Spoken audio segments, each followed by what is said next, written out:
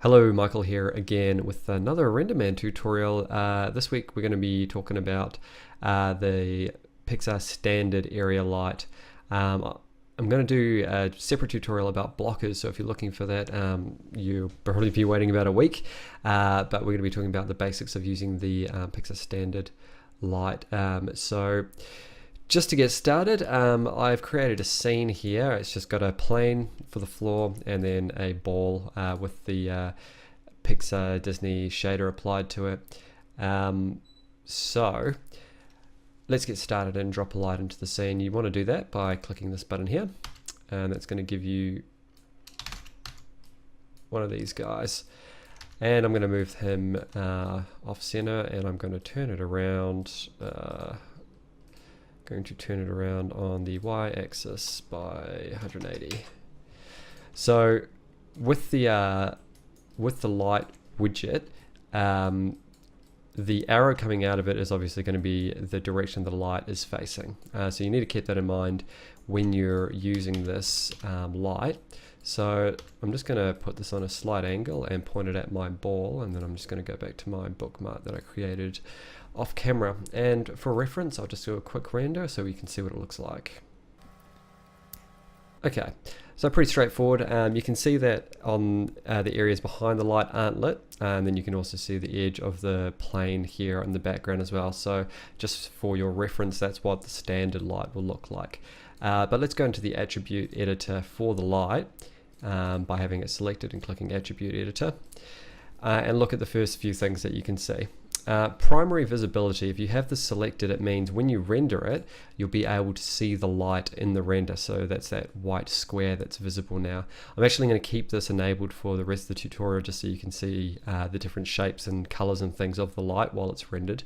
But generally you'd probably want to have that off unless you're actually trying to make it the light pretend to be a physical light in a scene, like a ceiling light or something like that. Shape, these will give you a bunch of different options for the shape of the light, which will change the way it acts in the scene. You've got like a rectangle, which is the standard, a disc, which will make it circle. So that's important to keep in mind when you look at the specularities, particularly on your objects in your scene. So you can see the specularity is now a circle highlight instead of a square highlight. You can only just sort of see the change because it's quite close to the ball, but nonetheless it does make a difference. We've also got sphere. When you render that, it's actually going to shoot light out in 360 degrees, so it's going to create an area of effect around the sphere in all directions, which can be useful for lighting areas and scenes and whatnot.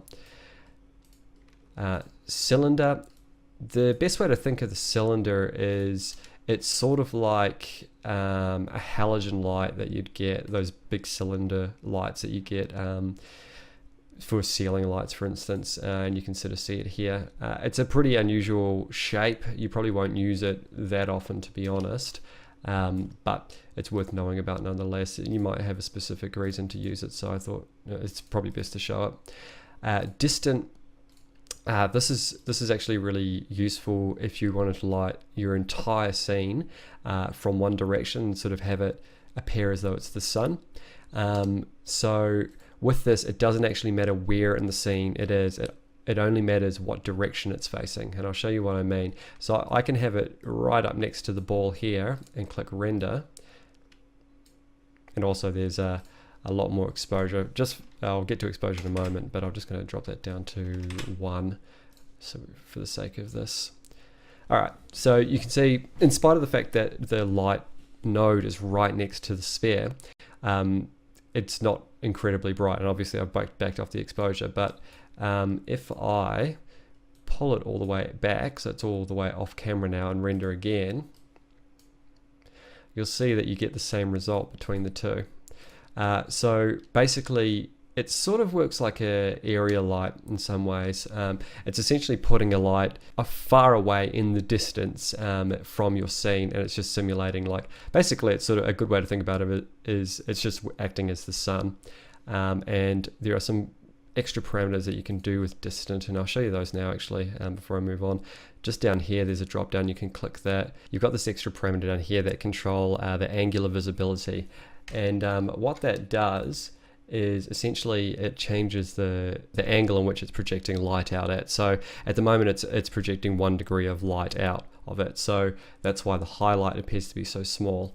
However, if we boosted this up to say 30 degrees, this is what it is, and look at the render now, you can see it's a much larger reflection, and it's also softening the shadow because it's not a pinpoint light.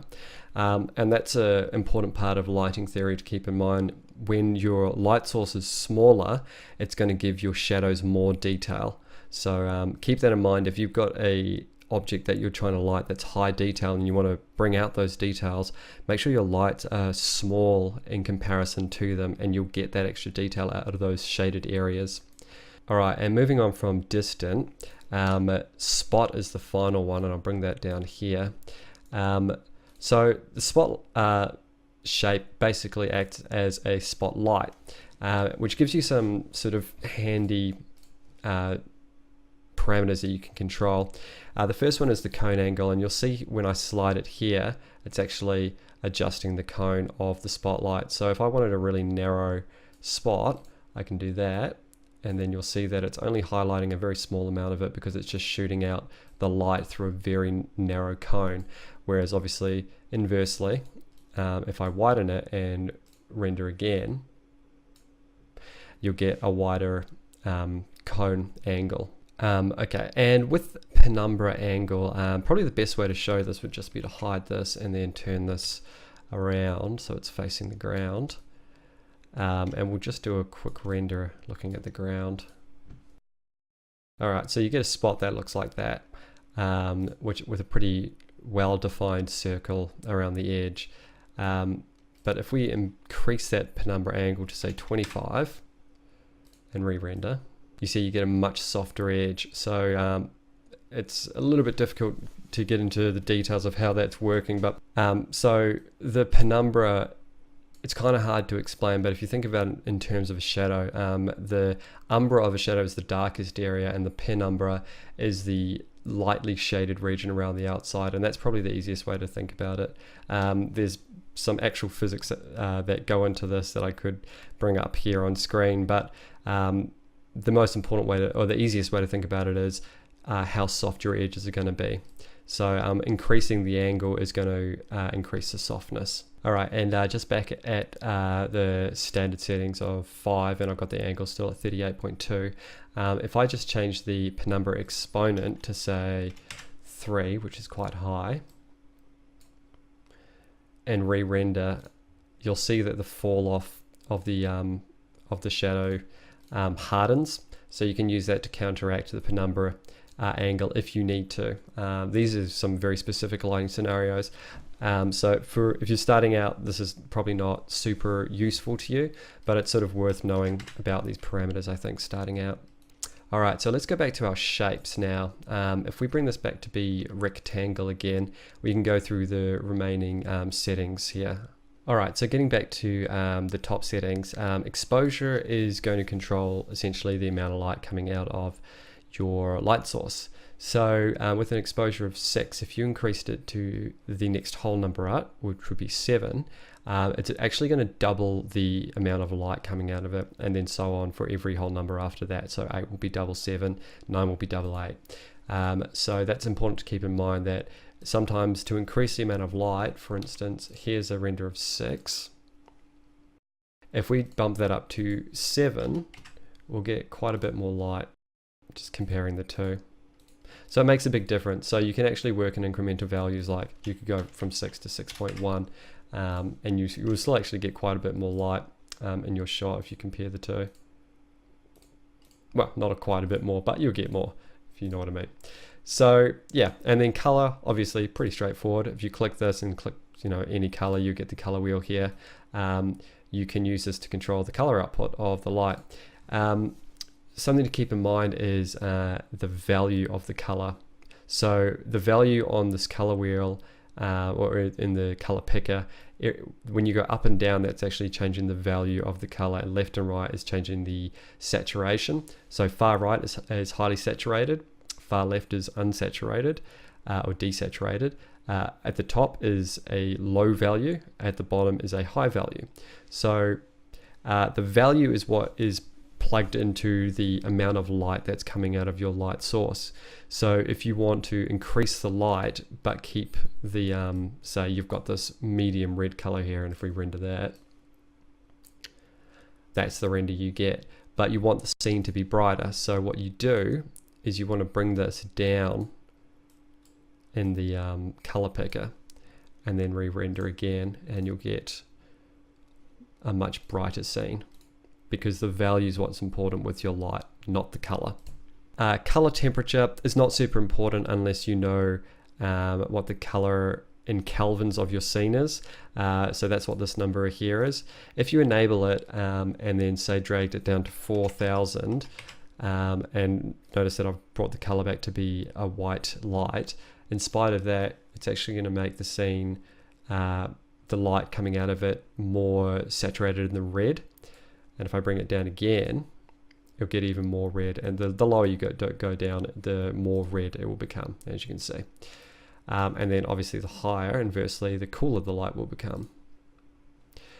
Generally 6500 kelvins is going to give you a good white value, but if you don't know what I'm talking about, then it's probably not super important to use this part.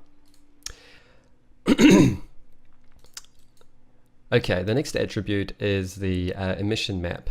Now, sometimes this will work and sometimes it won't work. I would really love to show you what happens when it doesn't work, but for some reason while I'm recording this tutorial, it just keeps working. And I'd like to show you how to fix it if it doesn't work. I'm going to try and do this from memory. So what happens sometimes is if you enable the emission map and then you click open, I've created a JPEG already, this one here. So I'm going to use this as the emission map, which is essentially going to apply texture to the light and emit that color as its light. So if I click render now, so you'll see to start with it doesn't look like anything's changed, but that's because the exposure is quite high for this emission map, so it's blowing out the color. To adjust that, you can linearize the color map, which helps, and also lower the exposure setting. So as you can see, that color map is now visible, but the value that's being produced by it's not very high, because it's probably like a medium range value of these colors. So I didn't make those high enough value like I explained earlier with colors, so it's not actually emitting a large amount of light. Now, if you are running into the problem where it's giving you an error at the bottom here when you try to render and it's basically rendering a black screen, what you can do is go to the Hypershade editor, and if you go to lights, find your light, which in this case it's this one here, graph network, and then what you can do is you have this RMAN emission map lobe here. If you go to patterns and create a Pixar texture node, you can use this to plug in the texture instead of using the thing in the attribute editor. So how you do that is go to file name, open the file that you want, which in this case would be this. So once you've created the Pixar texture node and opened your map file name, you want to use the file name lobe and plug that into the RMAN emission map. And then if you render it, it will work. So hopefully that fixes it if you were having the problem where it couldn't load the texture correctly. Weirdly, it started working for me in this scene, but sometimes it just straight up won't work. The other parameters are pretty straightforward on this. So linearized color, I've talked about linear color in other tutorials, but basically it's going to apply an inverse gamma curve to your JPEG image if you're using a non-32-bit color file. If you don't know what that means, I'm probably going to have to do a linear workflow tutorial at some stage to explain all that. It's quite complex, but Yeah, I talk about it in a previous tutorial. I can't remember which one. I'll add a link here to it, and hopefully that will sort of clear things up a little bit. The rest of these attributes are pretty straightforward. Just scale, left and up and down, and then offset is just going to offset the image left and right and up and down as well. Component weights. So basically, this controls how the light affects attributes of the materials that it's lighting. So for instance, this ball has specular on it. If I just, I'm just going to put this back to the defaults really quickly. All right, so you can see that the ball has got specularity to it, and the ground is mostly diffused. So if we grab this light again and we go to specular contribution, this is just a value slider between 0 and 1, 1 being white or all the way up, and 0 being off. So if I lower this to almost off, you'll see that the specularity on our ball has almost gone. The material hasn't changed, it's just that the light is not affecting the specularity so much anymore. So we can actually do the inverse now. If we turn the specular contribution up and the diffuse contribution down, you'll see that you can barely see the diffuse of the background or of the ball. And that's the standard render there. So that can be useful if you're just wanting to use a light to add extra highlights to an object or something. You can actually do this with blockers as well, and I'll show that in a separate tutorial. Sampling, I would generally just keep this as it is if you're starting out. This is sort of more expert level attributes. If you're wanting to play with getting your render times down and up, this is where you do it. But for now, I would leave that. Blockers, I'll do a separate tutorial on blockers, so look forward to that in the future. Okay, the next one is light profile. This, if you're just starting out, is probably not worth getting too into. I'd just become more familiar with your basic settings first. But if you haven't heard of this, in a previous tutorial I showed the big Renderman library. If you haven't got that installed, then I'd recommend going to that video and learning how to install it and installing it, because you get these IES maps which you can use to create simulated physical lights. So if you've watched the previous tutorial, you know that I installed it to CRMS library. If you go into that and then go into your lights, IES lights and source images and profiles, you'll get the list of lights. You can grab, say, the scatter light, for instance, which will show you a pretty good example of what happens when you use it. And if you just click render, you'll see that I've got this scatter light. It's pretty low value, so we could just adjust that with the exposure. And you see that you get that sort of lighting effect. So that's pretty cool. And there's a couple of different ones there. If you've got the big Renderman library installed, go through those and have a look. I'm not going to go through all of them here because they would just take forever. But that library is free from Pixar, so make sure you check it out. Our next attribute is barn doors. So barn doors makes it sort of simulate a real light rig, which have these sort of flaps on the side of it, and you can control the angle which the flaps are pointed by using the slider for each individual one. So if we give these all a 90-degree angle, you'll see that it's closed it in quite a lot. So if I just go back to that bookmark and render, you'll see that it's created a shading effect because it's blocking the light from scattering any other direction except for it's focused. So that can be useful for certain scenarios, especially if you're trying to simulate a studio setup. With the barn door texture, you don't really want to mess with this. It's because the barn doors use a gobo sort of as their blocker. So it's essentially blockers that you can control. And if you don't know what that means, don't worry about it. Essentially, just don't touch that. Shadows, this is pretty straightforward. If you disable shadows, and I'll show you the render, basically you'll get no cast shadows from any of the objects that are being hit by this light. And this could be useful if you're trying to do a studio setup with a white background and you want the background just to be illuminated without being affected by the model that you've got in the scene. So yeah, you can see I've still got this on that scatter light. I'm just going to change that back now to the standard light. Yeah, so you could have illumination on one side, but you could have a second light on the other side and then have that cast the shadow in one direction, which might be useful for certain scenarios. With the shadows, you can also adjust the color. So say for instance, I want the shadows to be blue. Just it's very straightforward. Just pick a blue color, and then you'll see that all the shadows that are being cast are blue. This is really useful if you're doing something quite stylized, especially if you're trying to emulate something that's a bit more painterly. Having a bit more control over the color of the shadows is quite useful. But generally, you're just going to use a black. Adaptive shadows, generally I would keep this at conservative. You're going to get a better quality render that way. If you have aggressive set, you might get a lower quality render, but you'll get a faster render overall. With a lot of these things, it's just generally easier to keep them as the default. So I would say for the rest of these, don't worry about them. They're for a basic tutorial, it's not really worth getting into. And finally, advanced normalizing. Basically, it will normalize the amount of light coming out of the light source regardless of the size. So if you scaled it up, it's still going to produce the same amount of light, but it will probably appear like there is more light in the scene just due to the fact that the size of it is going to be larger than the thing that you were lighting originally.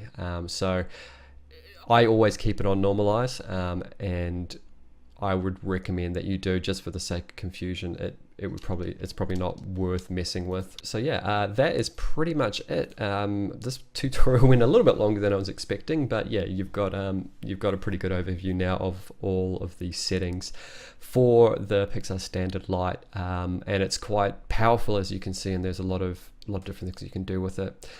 So yeah, hopefully this summed up everything that you needed to know. If you like the tutorial, make sure you click like so other people can find it, and if you haven't done so already, make sure you're subscribed, because I do a lot of tutorials. I have a new tutorial every week at the moment. So yeah, thanks for watching everyone, and happy rendering.